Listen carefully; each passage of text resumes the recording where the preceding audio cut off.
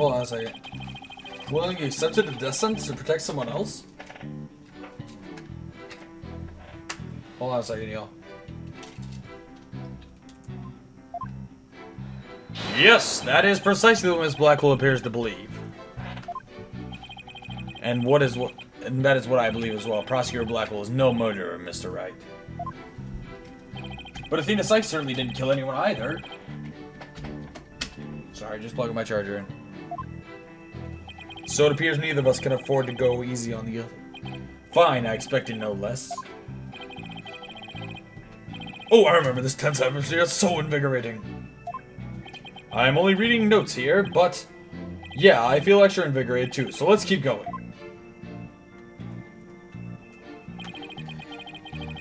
At the scenes at the time, they say Simon committed the murder. Press. Hold it! But that's just speculation. Objection!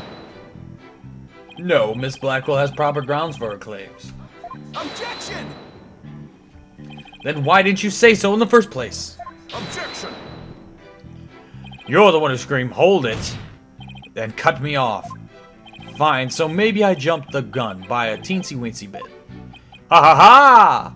Now I know what they mean when they say close enough to argue. Moving on.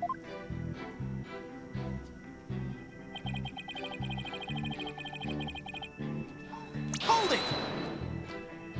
This rolling case, I suppose you mean the one that existed in the photo with Prosecutor Blackwell in it. But was absent when the crime scene photos were taken. Yes, that's the one, and Ms. Blackwell has drawn a conclusion from these two photos. She has? And what is that conclusion? You're the one with her notes. Oh, right, of course. Reading them now, so why the rolling case?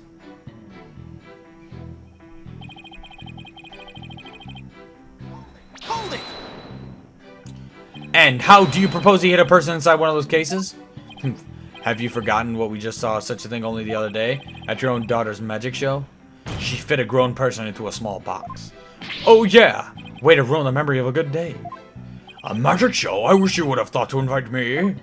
Actually, I would have liked to go too. My apologies. I'll invite you both next time. I promise. So, wait a minute. What were we talking about again? Prosecutor Blackwell was using the case to hide someone.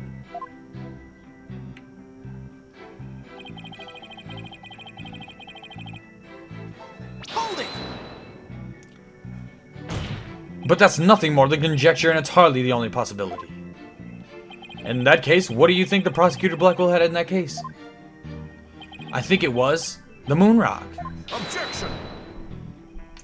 There were 3 cases at the scene, but Prosecutor Blackwell used the largest one. The moon rock was egg-shaped and only about 8 inches in diameter. It wouldn't have made any sense to use the largest case there just to move that rock. Objection! Be that as it may, it doesn't prove Miss Sykes was inside. Then let me ask you this. Can you come up with a better theory of what was in the case?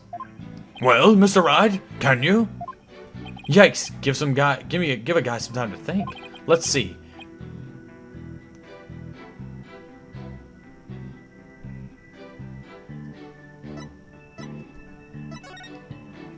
I guess it's better wait and see how it goes. It's a clever theory, but it doesn't look like they have any solid proof.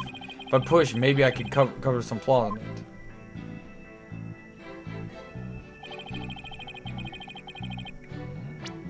See my evidence here.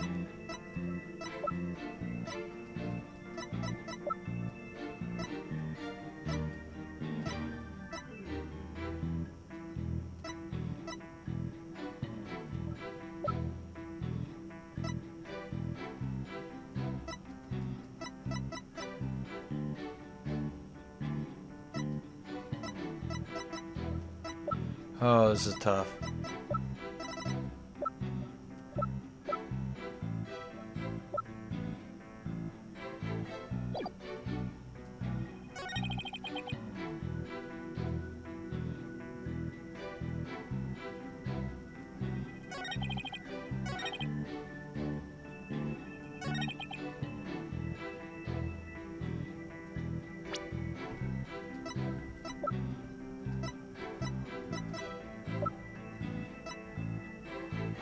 Objection! But isn't that statement,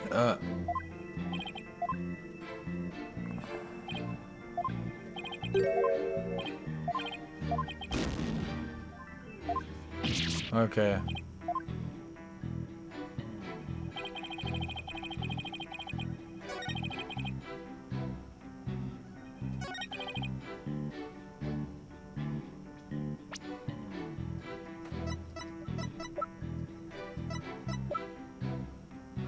Objection!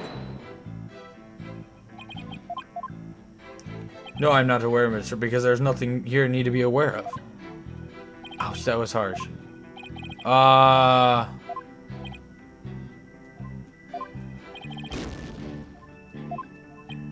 Jeezy Pete's, I'm gonna lose.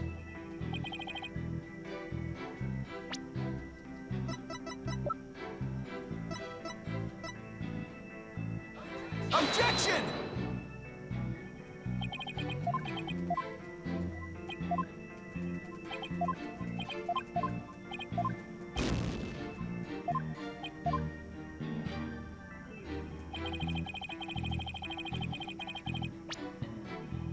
Is anything wrong, Mr. Wright? You seem a little less lively than usual. Oh, it's nothing, Your Honor. I'm just having a little bit of trouble. Have you been getting enough sleep these days? I can't have you nodding off in my courtroom. You know. Especially not today when you have the little buddy to press you to stay awake. Did he just say press? That's it. That's what I should be doing now, pressing the witness.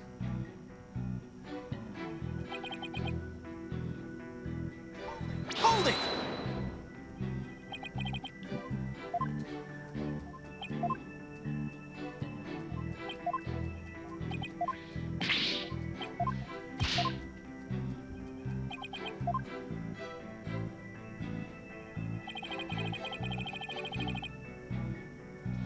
Hold it!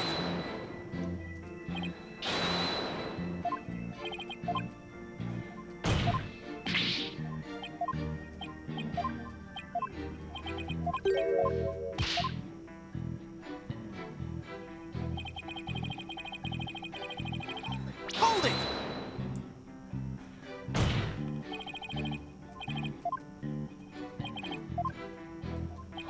Objection!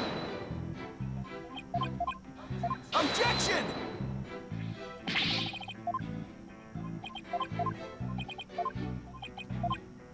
Let's bluff.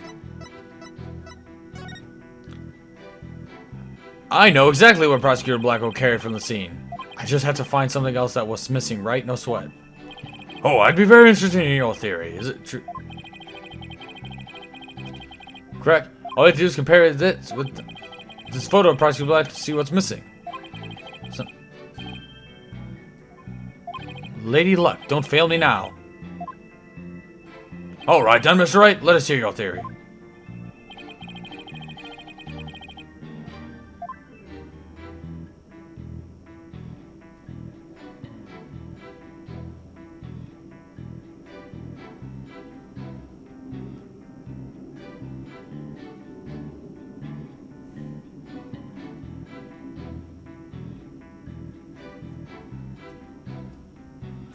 Take that!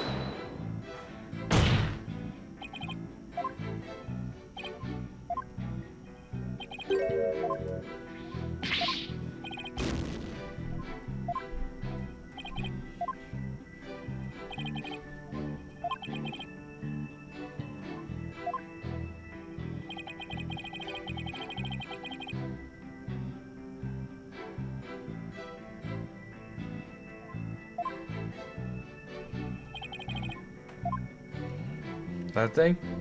Take that! There's a robot part on top of the card in this photo. However, in this photo taken after the crime, the robot part is gone.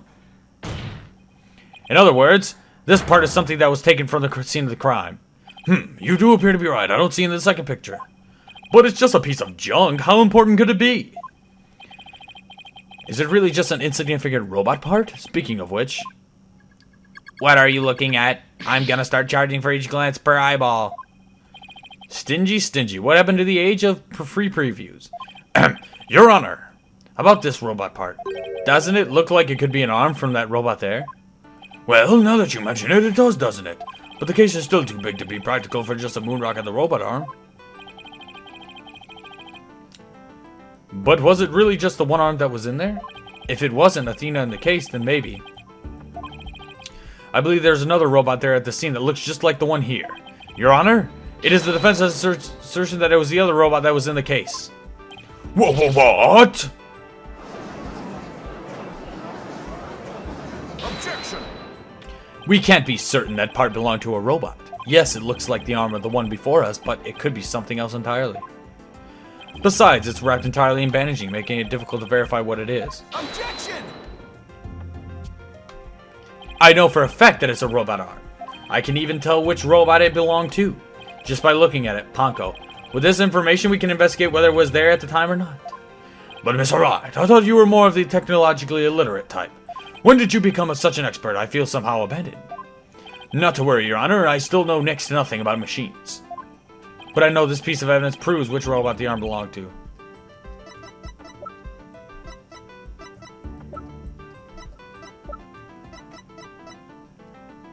Take that! The robot in this picture is named Panko, but take a look at Panko's arm. Miss Sykes, who bandaged it up like, she must have thought that machines heal in the same way that people do. What an adorable, naive mistake. It reminds me of my own grandchild. The robot arm at the crime scene had the same bandaging wrapped around it. In other words, this robot arm could belong to none other than Panko.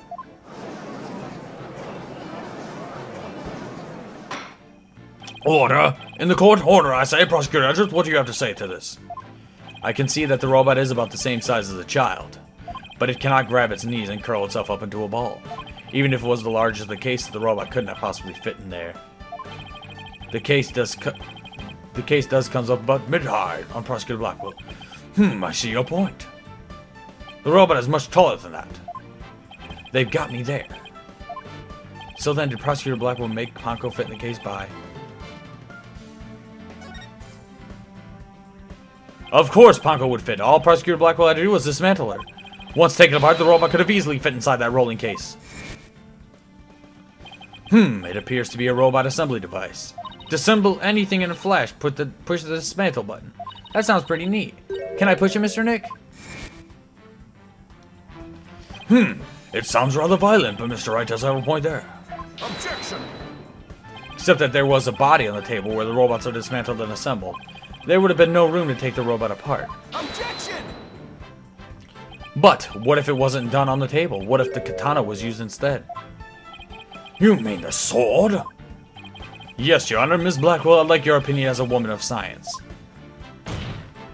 Isn't it true that a katana could have been used to take the robot apart? I suppose so. Their joints are made of very tough material. A blade could slice through them. Thank you for your expert opinion, Miss Blackwell. Thanks to you, we now know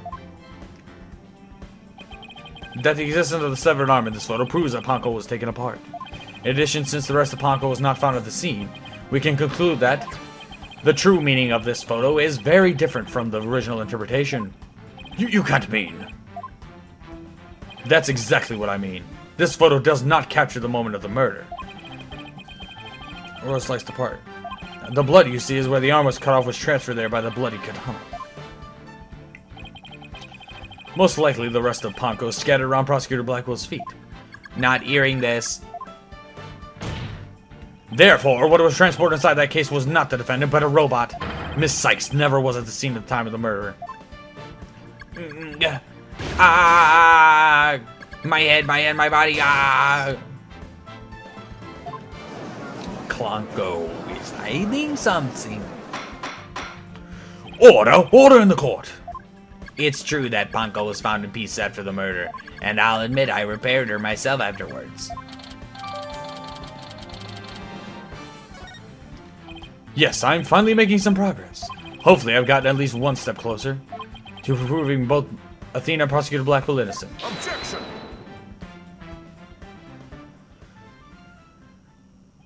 Well played, Mr. Wright. You've made your point abundantly clear. I can see that it wasn't the defendant inside the rolling case, but the robot. Alright, what's going on here? It's never good when he plays things this straight. Does the prosecution withdraw its claim that the defendant was carried from the scene? No, Your Honor, my claim hasn't changed. Objection! But Panko and Miss Sykes couldn't have both been inside that case. Objection! The notion that the case was used to carry Miss Sykes was Ms. Blackwell's theory. I have been of a different opinion from the outset. Now I finally have the opportunity to voice my theory.